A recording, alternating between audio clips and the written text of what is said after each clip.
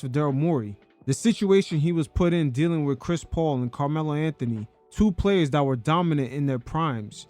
As they was going through their transitional phase later on in their career, they somehow ran into the guy that just does not understand basic human interaction. And these type of scenarios this season kept on repeating, as he had a fallout with James Harden and Patrick Beverley had outed him. But to start off, Carmelo Anthony had reflected on his time in Houston and some of his run-ins with Daryl Morey. You guys check it out, and every once in a while, I'll check in. I'm in Africa, bro. Chilling, family. I get a call. Houston. Melo, you are our missing piece. How old are you at this time? Oh, this is 2017. Like this. You're early 30s. I'm 33. I don't know. Okay. 30. All right. Just for everybody to know, you're 33 years old. You know, I'm still They rocking. ain't like you're 38. Then they trying to give them the restructure. I was just an all-star in New York 2 years ago. You get what I'm saying? Like, come on. I went from New York to going to OKC after 24. You get what I'm saying? So it's like, wasn't a talent. It ain't nothing of basketball wise. So, yo, boom, Houston calls. Hey, we need to make this happen. You're the piece. You see what happened to us last year. We was missing this. What you can bring. All of that. Now, something that Melo might have left out, I believe CP3 is the reason why Daryl Morey made that call. He was trying to please Chris Paul, especially after he made the decision as a free agent. So presidents and GMs from time to time try to please their star players. And even Paul George has stated the reason why he re-signed in OKC was because they honored his wish for them to go out and trade for Melo. Where's CP at? Because CP's in Houston. CP's in Houston. Is Mike D'Antoni in Houston? Mike D'Antoni in Houston. Okay. PG's in Houston. I mean, CP, James, PJ Tucker, Capella, Gerald Green. You know what I mean? It's like they just lost. They were just up 3-1. You know what I mean? Like they just lost that. Trevor Ariza, they get Trevor out of there, which is why they were saying you are the missing piece. Right? I already knew going into Houston that they was looking at me as a Trevor Ariza, and there's no knock to Trevor Ariza, but they wanted that type of mentality. Somebody who was a 3-and-D guy, somebody who didn't mind sitting in the corner, didn't mind cutting, didn't mind, playing off of those. Why would they come and get you? Facts. Wade is asking a great question. Melo is none of that. Sit in the corner, cutting off, moving off ball, making cuts. None of that is Melo. Just the word 3-and-D. Melo's a 3-point part, but the defense, fuck out of here.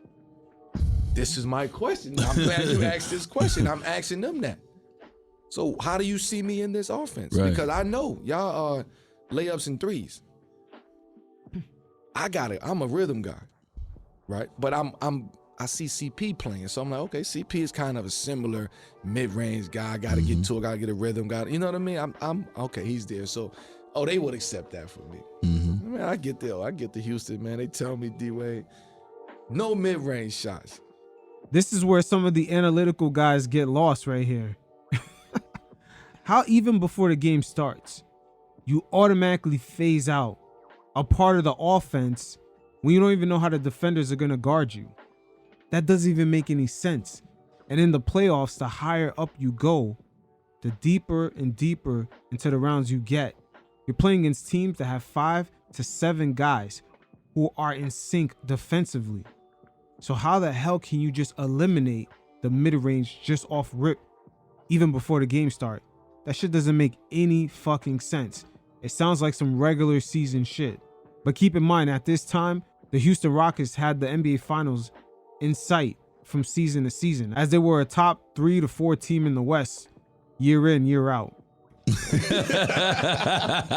What? You brought me here for what? They talking to me. They ain't talking to me. They ain't talking to somebody else. I'm looking at CP like behind me on the chair. I'm like, see, what? He's like, leave it alone. It's only 40. They broke it down numbers. We only allowed 17 mid-range shots a game. Here's who could take them. Broke them down. Interesting right there. Melo said, I looked at CP3 and CP3 said, leave it alone. Once again, I believe the only reason Melo went to Houston was upon CP3's request. Daryl Morey was just trying to please his star, but he did not want Melo there. CP can take the majority of the mid-range shots. James can take. Melo, you get maybe one. Maybe one. I had 25,000 points from mid-range. You tell me I only can take one mid-range game a game, but you want me to shoot 12 threes. Okay. No. If I ain't shooting this mid-range, I ain't gonna be I able ain't to gonna make get 12 no rhythm threes. for them 12 threes. Not at all. And in the few appearances Melo had in Houston, he missed a lot of open three-point shots. I'm not sure if his legs were still the same because towards the end of his career, the last few years in New York and also the few years in OKC, he kept pump faking a lot every time he drove to the rim. So that's pretty much the first sign you start to see players, they don't really have that same athleticism anymore when they start pump faking nonstop, especially for guys like Melo, who used to just go to the rack and just bang it. They held that against it. And yo, D-Wade, I had to swallow my pride and ego so much in Houston. Like, you know what? I'm gonna do it. I'm just gonna do it because everybody says I can't do it. Nobody believes you're gonna be able to do it. Nobody believes Yeah, that. I ain't think you can do it. He's gonna either. come off the bench. He's Yeah. like, it's like, Okay. Now, it's not just coming off the bench. It's not just about that, Melo. Keep in mind, with the system the Rockets already had, in which they pretty much finished top 2 in the West year in, year out. They already had a few guys coming off the bench, and Melo might have had to been at least the second to third guy coming off the bench. They already had guys like Austin Rivers already built into their system, Daniel House, Kenneth Faried, Gerald Green, James Ennis III. They already had a plethora of guys that was already built in and understood their roles already. And them almost making it to the finals the year before, they're really not going to take a lot of pushback from Melo not wanting to fit into that role. Can't do that. bro, I never said I ain't coming off the bench. I told y'all do what y'all gotta do. I'm just here. Like, y'all do what y'all gotta do. Right? Go there. Well, we want to keep PJ in the starting lineup. Cool. Go ahead. I already accepted the fact that I'm coming off the bench. Cool. The drip god, aka PJ Tucker, you know he was playing that great defense in Houston. It was playing him like almost 38 minutes plus a game. He was the only real defender at times. D-Wade, I went on a spree of like averaging like 24, like for like 7 out of 10 games. I remember you hooping. Bro. He was hooping, but Houston was losing. Houston was losing, and it was looking like nothing like they were the year prior. That was the issue. They already had a system where they were a top 3 to 2 team in the West year in, year out. All of a sudden, they got Melo, a guy that's going to want more volume shots. He's going to want more usage. And just out of nowhere, they have a slow start to the season. So you ask yourself, how is analytical man, aka Daryl Morey, going to really handle this? Or is he even equipped to have proper communication with CP3 and Melo to make sure that the roles are understood? Come back to San Antonio. We're on the San Antonio trip. In the room, I get the call. Hey, I'm coming in town. We need to meet. We like 3-5 or something like that. Need to meet.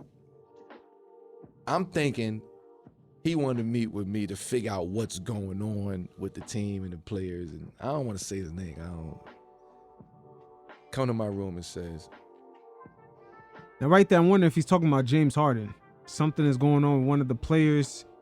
Melo sort of alludes throughout this conversation that James Harden might have been one of the players that was in the know of him leaving Houston. yeah, I think your services are no longer needed. Straight to it.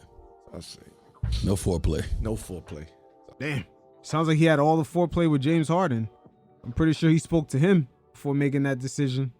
I know James Harden gave that A-OK. I say, man, get out of here, man. What you talking about, man? We gonna figure this shit like that. Like I gotta take it on the joking side. He's like, man, yeah, we gonna figure, but nah, we just don't see you part of the plans going into playoffs. Playoffs? We are 9 games into the season. You talking about playoffs. So now I'm getting serious. He's just like very stoic and like, well, this is what it's gonna be, and this is, and I say, damn, bro, like you don't have a soul, man. You don't have a heart. You don't. It's not all that, Melo. He just don't have great communication skills. Number one, he should have told Chris Paul, you are not a good fit for this team right now. He should have just told him straight up. Instead, it's obvious that Daryl Morey was tap dancing around, and then when you came through, you didn't work out. It was an easy decision. You could just tell from the way he did it.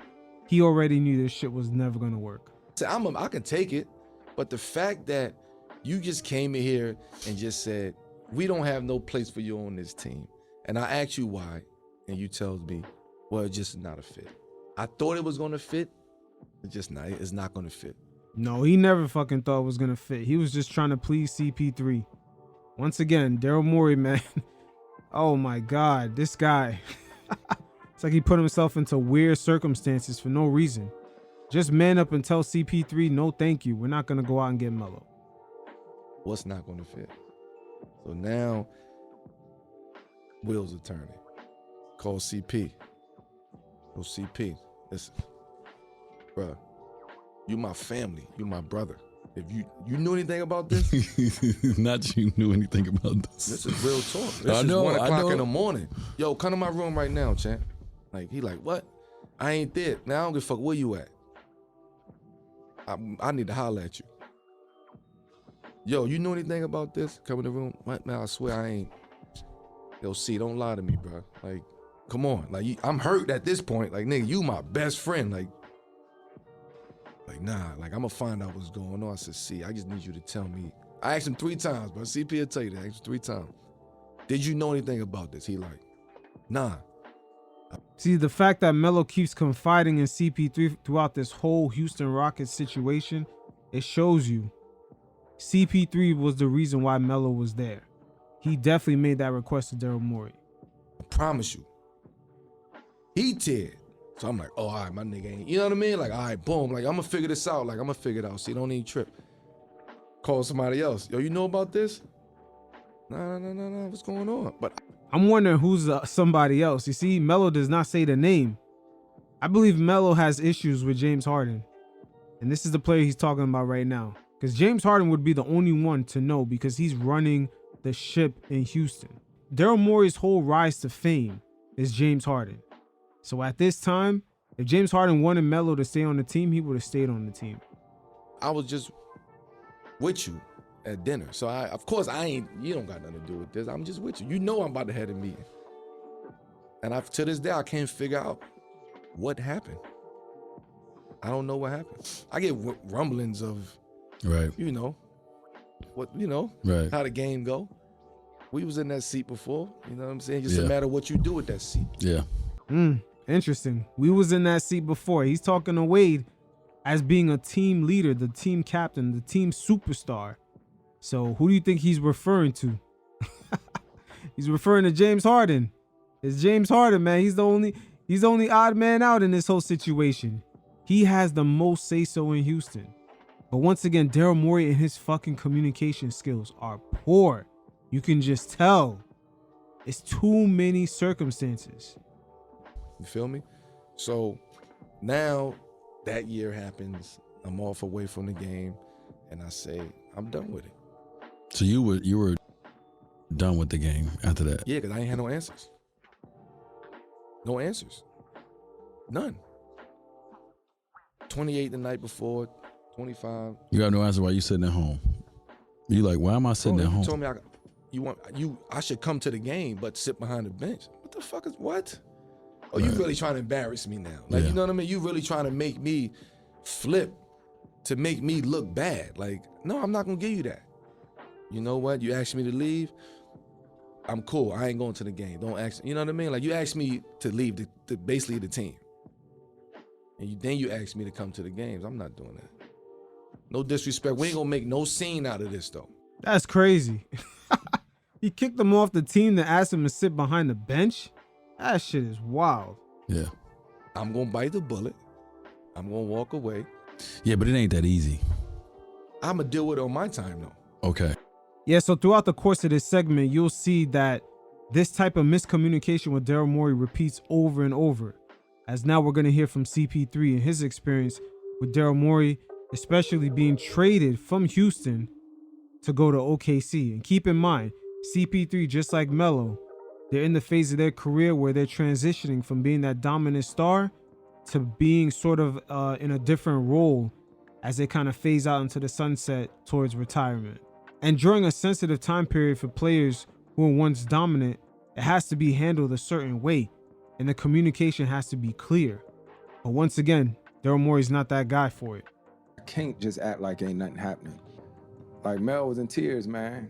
Like, seriously, and I was right there with him because I know how much he gave to the game. But throughout the whole process of him coming to Houston, me and Melo would talk, about the start and about all of this stuff. I never, said this is what's going to happen or that's not going to happen. So he tells me what happened with Daryl or whatnot. And I was like, what? What he said? He told him, came to his room, told him he'd get him a flight back to New York. Yeah, how you say this to this man, first and foremost? So then he told him, so we played San Antonio the next day, right? We were going to play San Antonio the next day. Yeah. Try to tell that man that he could get on the team plane and fly back with us after the game. I ain't never, you something else, boy. I ain't never really told. This is some of the most disrespectful shit I've never seen, right? So. Melo said something about him, told him to sit behind the bench or something like that too. Oh, see, I don't know that. He might have said that, but I know he Like said come and something sit behind the about bench and then probably fly with the team and plane. fly on the team plane. Damn. So this gets even worse. It's not just Melo off the team, then sit behind the bench. It's Melo, don't come to the San Antonio game and then fly back with us afterwards. This shit is crazy. Back to Houston, right? After you just told the man you don't need his services no more. Nigga, please. Excuse me. Hold it. Uh-oh, CP3 getting out of character. Oh, man, CP3 getting out of character. But hey, you starting to see why James Harden had the fallout with Daryl. You're starting to see why. Excuse me. So, right? I think I might have hit Daryl or something like that too, and just told him how fucked up he was and how disrespectful that was. And we played against San Antonio that next night. I got a plane on my own. Me, Jada, and Melo flew back to flew back to Houston. Because you was not gonna do that and then expect him to get on the team plane afterwards. Yeah.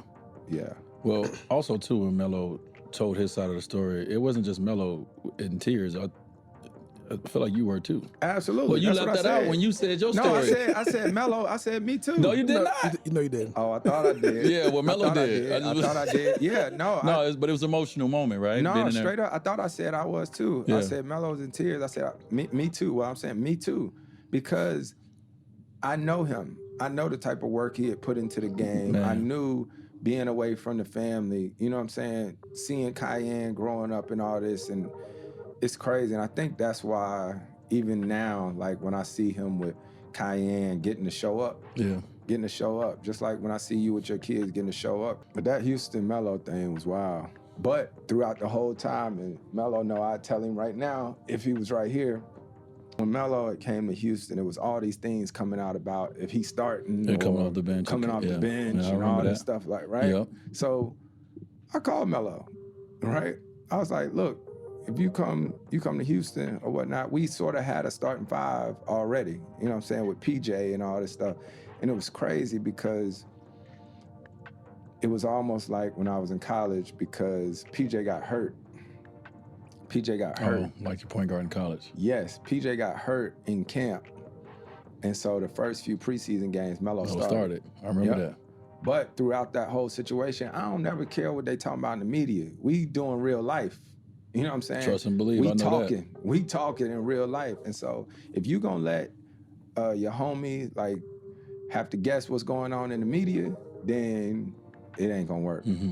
Now that's interesting. In the beginning of that season, PJ got hurt. I'm wondering if Daryl Morey was put in a compromising position, because I'm sure After PJ got hurt, especially in the beginning of that season when they struggled, he did not want to give those minutes to Melo, but due to the fact that Melo is a superstar or was a former superstar, it will look crazy for his brand for Daryl Morey to give his minutes, let's say, to another player like Daniel House, or split the minutes in between Austin Rivers, and then still give Melo about 10 to 15 minutes to 20 minutes a game. There is a lot of politics with having players who were even former superstars. As this season you can see with the Lakers, they don't really have the power to just trade LeBron James. They were contacted by the Warriors, and Jeannie Buss told the Warriors it's okay for them to speak to LeBron. But with some of these guys, the NBA hierarchy is so out of order, and just the power and leverage that they have, their own franchises have to actually come fine with them about about them getting traded. This shit is crazy. But going back to the circumstance right here, I don't think Daryl Morey actually forethought this, that somebody would get hurt and it would look like Melo would be the next man up, even though deep down in his mind he understands they need a 3-and-D wing. Melo had mentioned that earlier in his interview. Houston was looking for a 3-and-D player who can be like a Trevor Ariza type. That's exactly what he said. And Melo's none of those things. It ain't gonna work. But Melo, through and through, because at the end of the day, my relationship and my friendship with him was more important to me than anything that would happen there in Houston. So I made sure that I communicated with him.